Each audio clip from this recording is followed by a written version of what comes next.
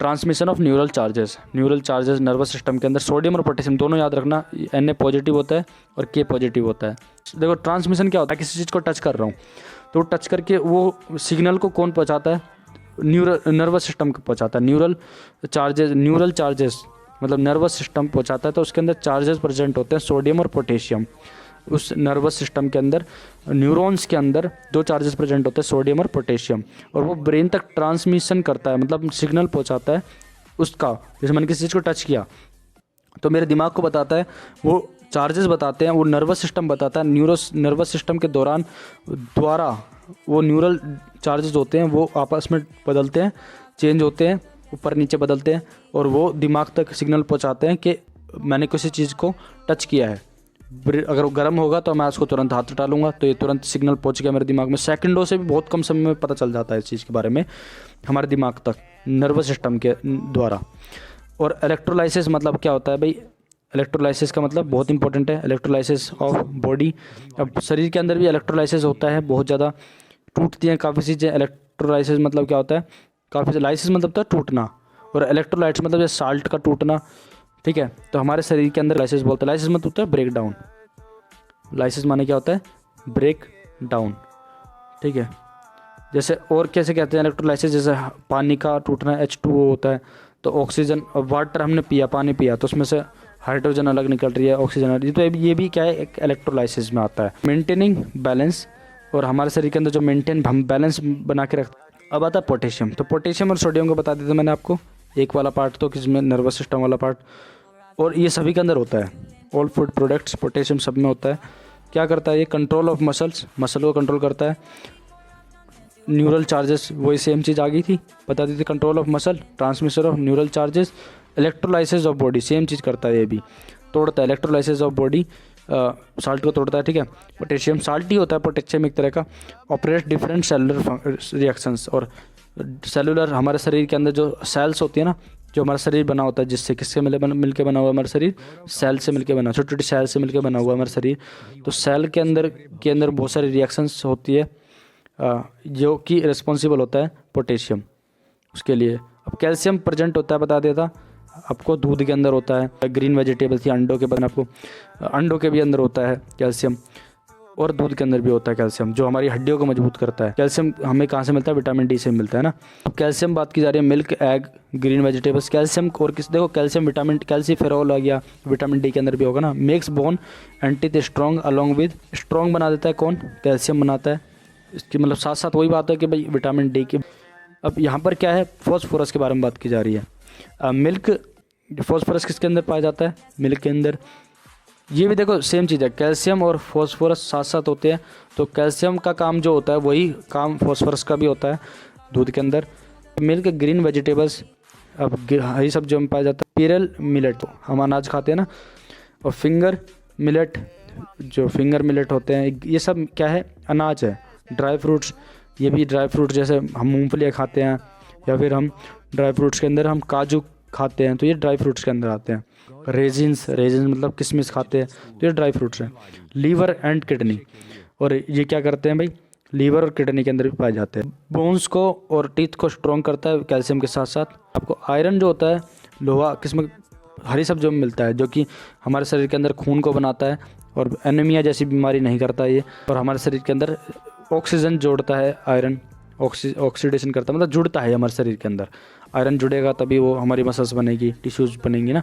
Iron किसके अंदर होता है, हीमोग्लोबिन बनाता है, हीमोग्लोबिन को बनाता है ना आयरन, और इसकी कमी से होगा, इसी कमी होगी तो एनीमिया हो जाएगा। तो आयरन का एक बहुत बड़ा रोल होता है हमारे शरीर में। लीवर, किडनी में पाया जाता है आयरन, लीवर में पाया जाता है। लीवर का काम होता है आयरन स्टोर करके रखना।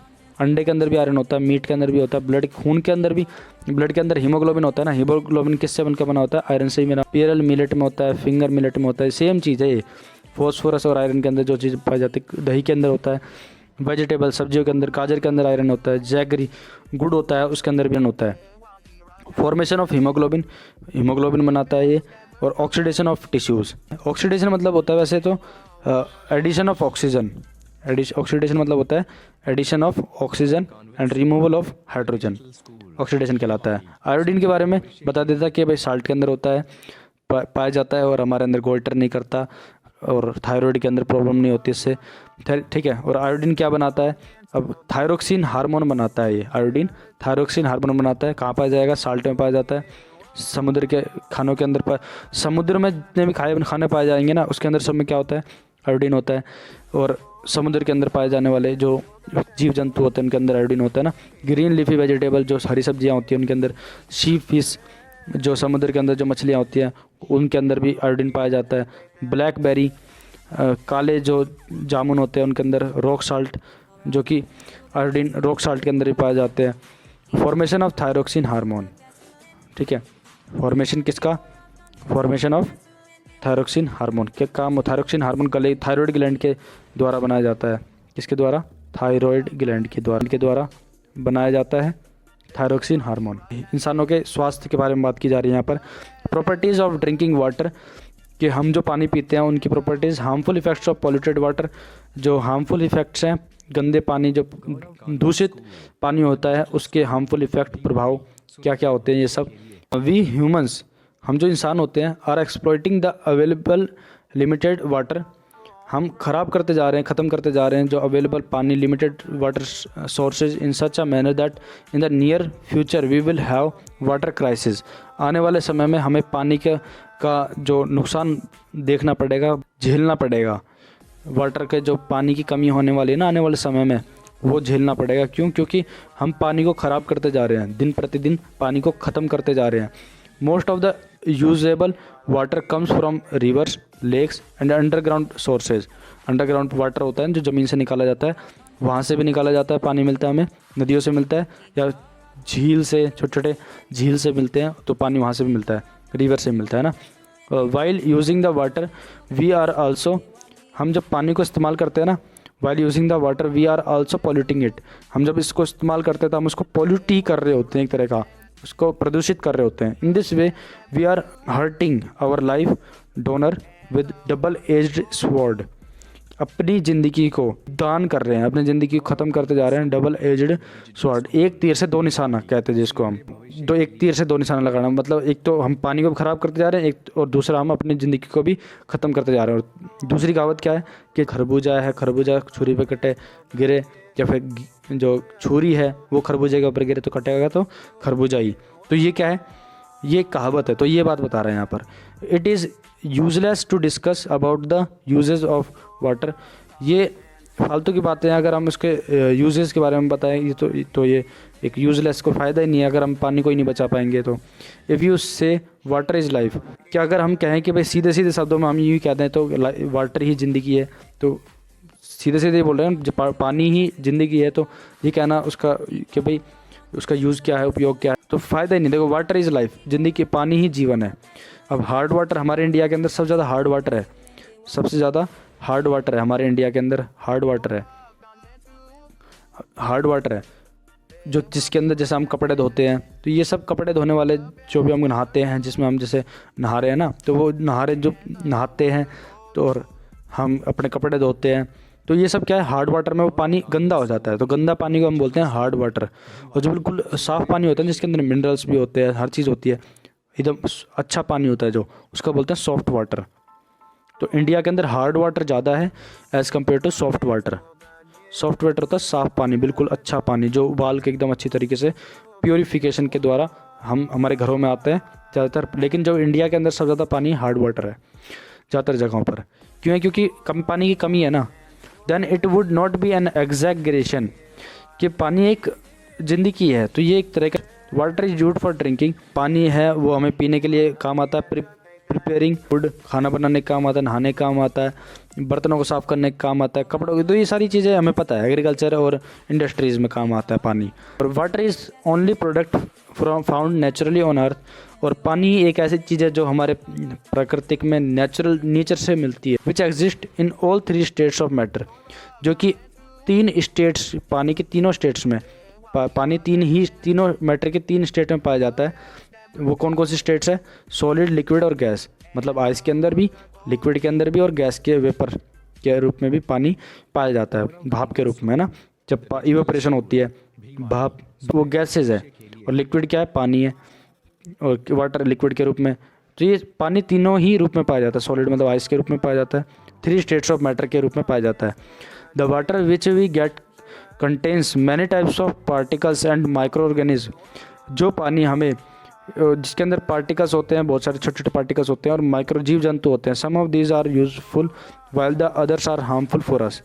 कि कुछ तो पानी हमारे लिए अच्छा होता है और लेकिन जो जिसके अंदर माइक्रो ऑर्गेनिज्म होते हैं, पानी के अंदर पार्टिकल्स होते हैं, वो क्या हार्मफुल है हमारे लिए। Portable water which have the following properties. Portable पानी जिसको हम पी सकते हैं। पल वाटर इनके अंदर मिनरल्स भी होते हैं, बॉयल होते हैं, उबले हुए पानी उबाल के रखा जाता है, इनके अंदर माइक्रो ऑर्गेनिज्म नहीं होता। इनके अंदर हम क्लोरीन ऐड करते हैं, क्लोरीन के टैबलेट्स ऐड करके तब हम इसको साफ़ करते हैं पोर्टेबल पानी को, तब उसको पी सकते हैं, ड्रिंक कर सकते हैं। Water should not have visible particles. जब पानी के अंदर कोई विजिबल दिखने पार्टिकल्स नहीं होते जो हम देख सकते हैं। एंड वेजिटेशन, ठीक है, should not have harmful microbes. और इसके अंदर देखो पेड़ पौधे भी नहीं देख, ऐसा पानी जिसके अंदर ना तो पार्टिकल्स दिख रहे हैं और ना ही कोई माइक्रो ऑर्गेनिज्म जैसे कोई पौधा उगता हुआ दिखाई दे रहा है, नहीं तो ऐसा कुछ नहीं है। उसके अंदर कोई हार्मफुल माइक्रोब्स जीव जंतु भी नहीं है, जैसे बैक्टीरिया, माइक्रोब्स जैसे बैक्टीरिया हो गया, वायरस हो गए, ये सब फंगस हो गए जो डिजीज़ करते हैं, इनको बोलते हैं microbes. PH of water should be balanced. और जो पानी का पीएच होता है वो 7 होता है, 7 होना चाहिए, ना ही तो 7 से कम, ना ही 7 से ज़्यादा होना चाहिए। तो पानी को क्या कहा जाएगा, बैलेंस कहा जाएगा। Water must have adequate amount of dissolve oxygen. और पानी के अंदर ऑक्सीजन की डिजॉल्व ऑक्सीजन भी होना चाहिए। आपको पता होगा कि पानी के अंदर ऑक्सीजन की मात्रा भी होती है, पानी के अंदर डिजॉल्व जिसको हम बोलते हैं बीओडी बोलते हैं, होनी चाहिए, बीओडी बोलते हैं। पानी बीओडी मतलब होता है biological oxygen demand, biological BIOLOGICAL biological oxygen OXYGEN oxygen demand. लिख लो, बहुत इंपॉर्टेंट है ये सारी चीज़ें, लिख लेनी है ये बातें, बातें जिसको हम क्या बोलते हैं, dissolve oxygen. Water helps our body to carry out different responsibilities. पानी के पास जो होती है वो हमारी मदद करता है कि डिफरेंट रिस्पॉन्सिबिलिटीज़ अलग अलग को ले जाने के, जैसे कि पानी ही न्यूट्रिएंट्स को ले जाता है, मिनरल्स को पहुंचाता है हमारे शरीर में अलग अलग हिस्से में। पानी का बहुत बड़ा रोल होता है हमारे शरीर के अंदर। पता है 78% से क्या मिलकर बना है, हमारा शरीर मिलकर बना हुआ है। 78% क्या हमारे शरीर में पानी है।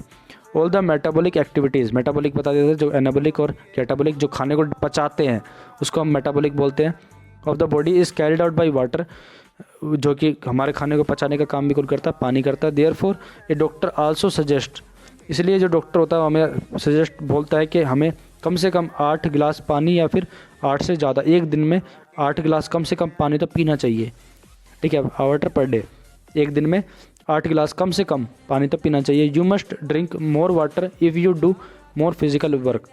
आपको और भी पानी पीना चाहिए, 8 से 15 गिलास पानी पीना चाहिए। अगर आप metabolism of body works in a proper way, it adequate amount of water is drunk. कि मेटाबॉलिज्म बता दिया था, जो कैटाबॉलिज्म होता है और एनाबॉलिज्म होता है, जो खाने को पचाता है, अगर काम कर रहा है तो हमारे शरीर के अंदर पानी भी सही तरीके से यूज़ किया गया है, ठीक है, लिया गया है। Toxic elements comes out of the body by drinking 8 to 10 glass of water per day. अगर हम 8 से लगभग 10 गिलास भी अगर पर डे पी रहे हैं पानी, तो वो पानी वो क्या करता है, टॉक्सिक्स जो हार्मफुल सब्सटेंस एलिमेंट्स होता है हमारे शरीर के अंदर, वो बाहर चले जाते हैं। And the body remains disease free, और हमारे शरीर के अंदर जो बीमारियाँ होती हैं वो भी फ्री हो जाती है, डिजीज़ फ्री हो जाती है body. Adequate amount of water in the body makes the body healthy. और जो सही मात्रा में अगर हम पानी की मात्रा लेंगे सही मात्रा में, तो हमारा शरीर हेल्दी रहेगा और एनर्जेटिक रहेगा, बहुत एनर्जी रहेगी हमारे शरीर में। And the body does not feel tired, और हमारा शरीर थका हुआ महसूस नहीं करेगा। Adequate amount of fibres in the body that improves our immunity power. Susceptibility to disease decreases. Susceptibility मतलब होता है स्वीकार करना, स्वीकार किसको, डिजीज़ को कम करने में, ये सब बीमारी बाहर निकालनी है। सही मात्रा में जो पानी पीते हैं हम, वो क्या करता है, बीमारी को बाहर फेंकता है और हमारी प्रतिरोधक क्षमता को भी स्ट्रॉन्ग सुधारता है, मजबूत कर देता है।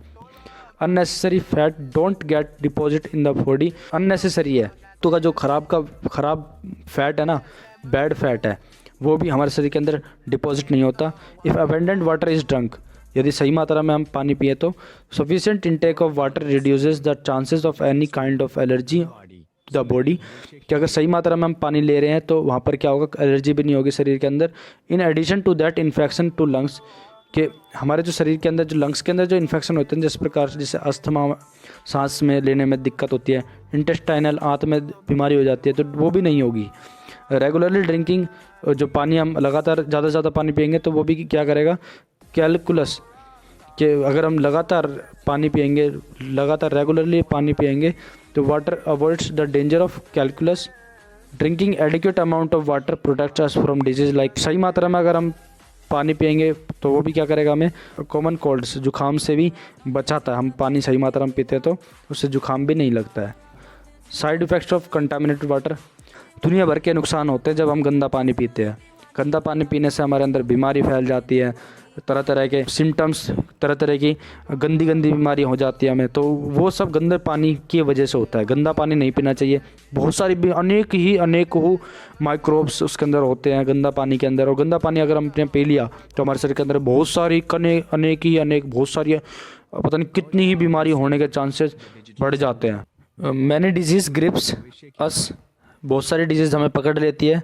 If the portable water is contaminated, यदि जो पीने वाला पानी गंदा हो जाता है तो this disease are caused by the presence of pathogenic microorganism, जैसे बैक्टीरिया। पैथोजेनिक माइक्रोऑर्गेनिज्म क्या होता है, जैसे बैक्टीरिया हो गया, माइक्रोब्स, माइक्रोऑर्गेनिज्म, जितने भी सारे चीज़ होते हैं माइक्रोऑर्गेनिज्म, पैथोजेनिक माइक्रोऑर्गेनिज्म जैसे बैक्टीरिया, फंगस, वायरस, ठीक है, इन सब को हम बोलते हैं जो पानी के अंदर मिलते हैं, ठीक है। Which enters into the body with water, जो कि हमारे शरीर के अंदर घुस जाते हैं पानी के साथ। द मेन पैथोजेंस, जो मेन पैथोजेंस होते हैं कौन कौन से होते हैं, वायरसेस होते हैं, बैक्टीरिया होते हैं, प्रोटोजोआ होते हैं। प्रोटोजोआ, पैरामीशियम हो गया, प्रोटोजोआ में के अंदर पैरामीशियम हो गया, प्लाज्मोडियम हो गया, पैरामीशियम हो गया, प्रोटोजोआ होता है। अमीबा हो गया प्रोटोजोआ, और प्लाज्मोडियम प्रोटोजोआ होता है। मलेरिया करता है जो प्लाज्मोडियम, PLASMODIUM,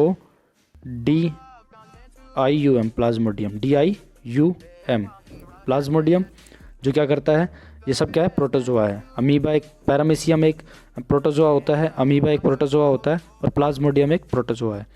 एंड वॉर्म्स, और जो वॉर्म्स होते हैं जैसे हुकवॉर्म होते हैं, हमारे पेट के अंदर हो जाते हैं, ठीक है, हमारे न्यूट्रिशन लेते हैं तो बच्चों को हुकवॉर्म्स के लिए दवाई दी जाती है ना। दीज पैथोजेंस कॉज कोलेरा, और यही पैथोजेंस वायरस, बैक्टीरिया, प्रोटोजोआ और वॉर्म्स, ये सारी क्या है, देखो ये सब इनके अंदर, इनमें से अलग अलग जो वायरस हो गया वो क्या करता है, अलग अलग बीमारी करते हैं सारे बैक्टीरिया। जैसे कौन कौन सी पैथोजेंस कौन कौन सी बीमारी करते हैं, जैसे कोलेरा हो गया, डिसेंट्री हो गई, दस्त लग जाते हैं। डिसेंट्री क्या होती है, दस्त लगना, like disease.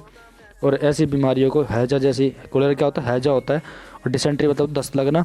And easily affect anyone, और ये किसी को भी प्रभावित कर सकते हैं। बैक्टीरिया और वायरस और प्रोटोजोआ और वॉर्म्स किसी को भी इफेक्ट कर सकते हैं, प्रभावित कर सकते हैं बीमारी से। कंटामिनेट मतलब गंदा। Water can cause many communicable diseases. Communicable disease मतलब होता है जो टच करके, जो बीमारी हम किसी को टच करते हैं और वो उसके में भी हो जाती है। जैसे हमने किसी को टच किया, हैंड शेक किया, हमने किसी से हाथ मिलाया और हमारे जुखाम हो रही थी और हमने उसको हाथ मिलाया, तो वो जो हमारा जुखाम वाला वायरस था वो उसको भी हो गया, ठीक है। उस जुखाम वाले वायरस को बोलते हैं राइनो वायरस।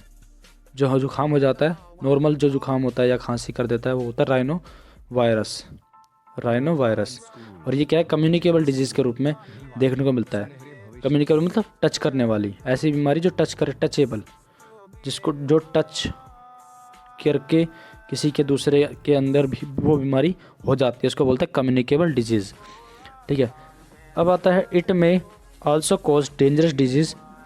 ये एक बहुत ही खतरनाक बीमारी भी करती है, लाइक हेपेटाइटिस होती है non communicable disease. But HEPA मतलब होता है, देखो समझो, हेपा मतलब होता है लीवर, हेपा मतलब क्या होता है, लीवर, और टिस मतलब होता है स्वलन मतलब सूजन, या हम कह सकते हैं इन्फ्लेमेशन। टिस मतलब क्या होता है, इन्फ्लेमेशन मतलब सूजन। INFLAMATION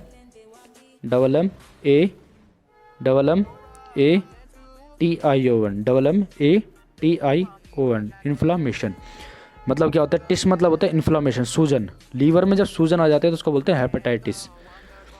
फ्लू मतलब बुखार, टाइफाइड ज़्यादा जो दिमाग के अंदर हो जाता है, दिमागी बुखार को बोलते हैं।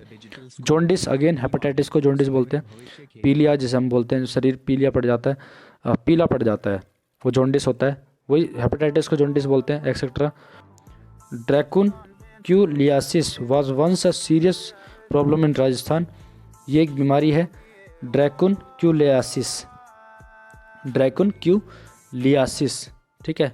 ड्रैकुनक्यूलियासिस एक सीरियस प्रॉब्लम है राजस्थान में। A worm dracunculus medinensis is the causing agent.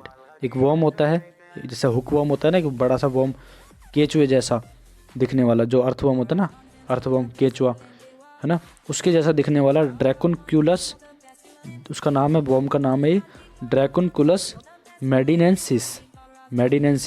Is the causing agent. The female always lays its eggs inside water out of the host human body. जो फीमेल होती है ना, ये जो फीमेल ड्रैकुनक्यूलस मेडिनेंसिस है, वो क्या है, वो हमेशा अंडे देती है कहाँ पर, पानी के अंदर, बजाय किसी होस्ट मतलब ह्यूमन, मेजबान। होस्ट क्या होता है, मेजबान। एक होता है गेस्ट, मतलब होता है मेहमान जो बाहर से आ रहा होता है। मेरे लिए मेरा घर है, तो मेरे लिए जो बाहर से आ रहे हैं तो वो तो मेरे लिए होंगे गेस्ट, लेकिन उनके लिए मैं हूँगा host. This disease spread to other people if the contaminated water is used for drinking. यदि ये बीमारी दूसरे इंसान में भी फैल सकती है अगर गंदा पानी, पीने का पानी दूसरे को भी दिया जाएगा तो वही पानी, अगर ये बीमारी पानी के द्वारा फैलती है, ठीक है। No patient of dracunculiasis has been found after the year 2000 साल था जब, उसके बाद कोई भी पेशेंट नहीं पाया गया जिसको बीमारी ड्रैकुनक्यूलियासिस बीमारी थी वो देखने को मिली, जो किसी में भी नहीं थी वो 2000 साल के बाद, 2000 जो ईयर था उसके बाद किसी में नहीं देखने को मिली ये वाली बीमारी dracunculiasis, because of efforts made by Naru abolition programme. ये एक नारू जिसके अंदर इस वॉर्म को मारा गया था, वो नारू एबोलिशन प्रोग्राम, एक प्रोग्राम चलाया गया था, नारू एबोलिशन प्रोग्राम। इसके बाद 2000 सन के बाद कोई भी ये बीमारी देखने को नहीं मिली ड्रैकुनक्यूलियासिस, ठीक है, राजस्थान के अंदर। टू स्टॉप इट्स री एमरजेंस, इसकी इमरजेंसी को दोबारा इमरजेंसी इसकी पड़े, इसको बंद करने के लिए, and to rescue from water borne disease drinking water should be filtered. और इस चीज़ को बचाने के लिए कि पानी से कोई भी किसी भी प्रकार की बीमारी नहीं होनी चाहिए, इससे बचाने के लिए पानी को फिल्टर किया गया, उसको उबाला गया और उसको ठंडा किया गया यूज़ करने से पहले। बाथिंग नहाने के लिए और वॉशिंग क्लॉथ्स कपड़े धोने के लिए, रिवर्स नदियाँ होती हैं, छोटे छोटे तालाब होते हैं, पॉन्ड्स होते हैं, शुड बी प्रोहिबिटेड, इनके अंदर भी ये सब करने के लिए रोका गया। And the water reservoir should be clean frequently. और जो पानी थे ना, जो जहाँ पर भी भरा हुआ, जहाँ पर रिजर्वोयर जैसे पॉइंट हो गया, लेक हो गए, तो ये इनको जो छोटे छोटे तालाब झोड़ वोड़ होती है ना गाँव के अंदर, उनको भी साफ़ किया गया, तुरंत साफ़ किया गया। Because healthy tomorrow is where there is a healthy water. Healthy कल वहाँ पर है जहाँ पर अच्छा पानी है, ठीक है। अच्छा कल तभी आएगा जब अच्छा पानी मिलेगा। ओबेसिटी मतलब होता है मोटापा। Obesity is that condition when excessive body fat gets accumulated in the body to the extent that it starts to have harmful effect on health। कि मोटापा कब होता है, जब ज़्यादा मात्रा में फ़ैट हमारे शरीर के अंदर इकट्ठा हो जाता है, जो कि हमारे शरीर पे हार्मफुल इफ़ेक्ट डालता है हमारे शरीर पर। This could reduce the potential as BMI body mass index. Body mass index क्या होता है, the ratio of human weight and the height. Ratio है कि भाई इसका वेट इसकी हाइट के बेस पे कितना होना चाहिए, ठीक है। Ratio of human weight and height, उसकी हाइट कितनी होनी चाहिए। जैसे मेरी हाइट है 5'10" है, 5'10" है मेरी, 5 फुट 10 इंच है, ठीक है। तो ये मेरी हाइट है, तो वो रेशियो और उसका वेट कितना होना चाहिए। मेरा वेट होना चाहिए 62 kg होना चाहिए। When the BMI is between 25 to 30 kg, यदि बॉडी मास इंडेक्स अगर 20 से 30 kg पर मीटर स्क्वायर है, it is pre obesity stage. ये मोटापा से भी कम, प्री मतलब होता है पहले वाली स्टेज, ओबेसिटी की पहले वाली स्टेज है। When the BMI is over 30 kg पर मीटर स्क्वायर का मतलब क्या है, देन इट इज़ ओबेसिटी। यदि बॉडी मास इंडेक्स 30 kg पर मीटर स्क्वायर है, मतलब कि भाई मीटर स्क्वायर क्या होता है, 2 बार मीटर होते हैं तब उसको मल्टीप्लाई करते हैं, 2 बार मीटर को हम मल्टीप्लाई करते हैं तब मीटर स्क्वायर बनता है। ठीक है। जैसे मान लो 2 है तो 2 का स्क्वायर होगा तो 2 मीटर है तो 2 मीटर का स्क्वायर मतलब कि 4 मीटर, 4 मीटर हो गया ना। तो समझ रहे हो, तो वो एक ओबेसिटी है। ओबेसिटी इज़ एसोसिएटेड, जो ओबेसिटी मोटापा होता है वो जुड़ा होता है विद मैनी डिजीज़। जो मोटापा होता है वो काफ़ी सारी बीमारी के साथ जुड़ा रहता है, such as heart disease, diabetes, mellitus. Diabetes sugar की बीमारी हो जाती है, जो चीनी ज़्यादा खाते हैं ना उनके अंदर हो जाती है। Sleep apnoea, many types of cancer and osteo arthritis. हड्डियों के अंदर सूजन, हड्डियों के अंदर टिस जहाँ पर आ गया ना, टिस जहाँ पर आता है उसका मतलब होता है सूजन, इन्फ्लामेशन। ऑस्टियो आर्थराइटिस मतलब जॉइंट्स में सूजन आ जाती है, हड्डियों और जॉइंट्स के अंदर सूजन आ जाती है, उसको बोलते हैं ऑस्टियो आर्थराइटिस। ठीक है। Sleep apnoea, many types of cancer, cancer भी हो जाता है। कैंसर क्या होता है? Divide of cell. ठीक है। जब सेल एक ही जगह पर, पर्टिकुलर जगह पर ज़्यादा डिवाइड हो जाती है ना, एक ही सेल एक ही जगह पर ज़्यादा बार, बहुत ज़्यादा सेल वो बहुत ज़्यादा डिवाइड कर जाती है, सेल डिवाइड करती है, तो उसको कैंसर बोलते हैं। ठीक है। डिवाइडिंग ऑफ सेल को कहते हैं कैंसर। कैंसर किसे कहते हैं? जब एक ही जगह पर, जैसे ट्यूमर ब्रेन में, दिमाग के अंदर जो ट्यूमर बनता है वो ऐसे ही बनता है, जब सेल होता है वो सेल डिवाइड कर जाती है, बहुत ज़्यादा डिवाइड कर जाती है तो वो ट्यूमर बनाती है। दैट मीन्स कैंसर, ट्यूमर क्या है? कैंसर ही होता है। ठीक है। There are many reason for obesity, the important ones are obesity, weight gain is due to the imbalance between the intake of energy। कह रहा है कि देखो काफ़ी सारे कारण है मोटापा होने के, जो उनमें से सबसे इम्पोर्टेंट कारण है मोटापा का वो क्या है कि वेट गेन, हम ज़्यादा गेन हो जाता है, वेट ज़्यादा गेन हो जाता है, is due to the imbalance, जो इम्बैलेंस सही प्रकार से सही मात्रा में एनर्जी और वो इनटेक ऑफ एनर्जी, कार्बोहाइड्रेट ले लेते हैं हम। कभी तो देखो कार्बोहाइड्रेट, हम जो भी मीठी चीज़ें खाते हैं कार्बोहाइड्रेट, वो सब कुछ कार्बोहाइड्रेट है। हम कोई भी चीज़ खाते हैं मीठी चीज़ है ना, वो चीनी है, वो सब के अंदर उसके जो यूजेस हैं वो सब इम्बैलेंस। अगर हम ज़्यादा मात्रा में मीठा खाते हैं तो हमें क्या डायबिटीज़ हो जाती है, मतलब मोटापा, डायबिटीज़ के कारण भी मोटापा होता है। तो ईटिंग हाई फैटी फूड और जंक फूड खाते हैं या फिर फैटी फूड, ज़्यादा ही तेल वाला खाना खाते हैं, बाहर का सामान खाते हैं, जंक फूड खाते हैं हम, या फिर सिंथेटिक फूड जो हम बनाते हैं ना वो, लेस एक्सरसाइज और कम एक्सरसाइज करते हैं, और इससे कारण क्या होता है? हाइपोथायरॉयडिज्म हो जाता है, थायरोक्सिन हार्मोन की कम खपत हो जाती है। हाइपो मतलब होता है लो, हाइपोथायरॉयडिज्म हो जाता है। सेडेंटरी लाइफ स्टाइल हो जाती है, ख़राब हो जाती है, मतलब लाइफ साइकिल जो ज़िंदगी जीवन होता है वो ख़राब हो जाता है। विदाउट प्रॉपर फिजिकल वर्क, बिना अच्छे तरीके से एक्सरसाइज करे, fat start to accumulate in the body. जो फैट होता है वो हमारे शरीर के अंदर इकट्ठा होना स्टार्ट हो जाता है। अगर हम एक्सरसाइज करते हैं तो हमें एनर्जी भी मिलती है, एक्स्ट्रा एनर्जी मिलती है, जो बहुत ही फ़ायदेमंद होता है हमारे शरीर के लिए। ब्लड प्रेशर के बारे में बात की जा रही है। Pressure exerted on the walls of the blood vessels, जो भी दबाव है, दबाव प्रेशर होता है ब्लड वेसल के ऊपर होता है, by blood flowing in it's called blood pressure. और जो अगर खून बह रहा है उसके द्वारा, अगर कोई भी ब्लड वेसल्स के ऊपर प्रेशर दबाव पड़ रहा है तो उसको ब्लड प्रेशर कहते हैं। Arteries are those blood vessels which carries blood from the heart to all tissues and organs in the body. जो आर्टरीज होती है जो कि हमारा ऑक्सीजनेटेड ब्लड ले जाती है हमारे शरीर के अंदर, पूरे शरीर के अंदर ले जाती है। खून ले जाने के बारे में बात करें, लाने के नहीं, ले जाने के।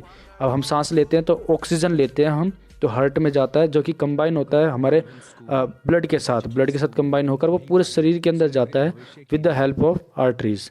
Blood pressure of person is expressed in systolic upon diastolic. जो ब्लड प्रेशर है वो इसके अंदर डिनोट किया जाता है, जो कि 120/80 होता है। HG में काउंट करते हैं इसको हम, HG में। HG मतलब होता है मरकरी, जो कि देखते हो आप कि उस डिवाइस के अंदर लगा होता है, जो कि टेम्परेचर राइज हो रहा है ना।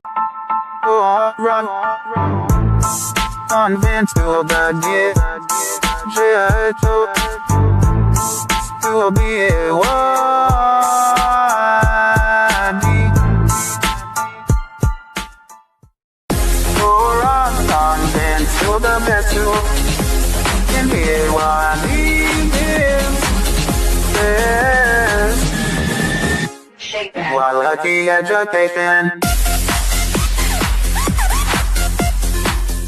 Alright, content to the best you lend it what? Alright, content to the best you lend. They want the alright, content to the best you lend. They want the alright, content to the best you lend. They want the alright, content to Milwaukee Broadcasting, the best ever school, and the wonderful Gaurav convent school, the digital school, Bhiwadi, सुनहरे भविष्य के लिए। run.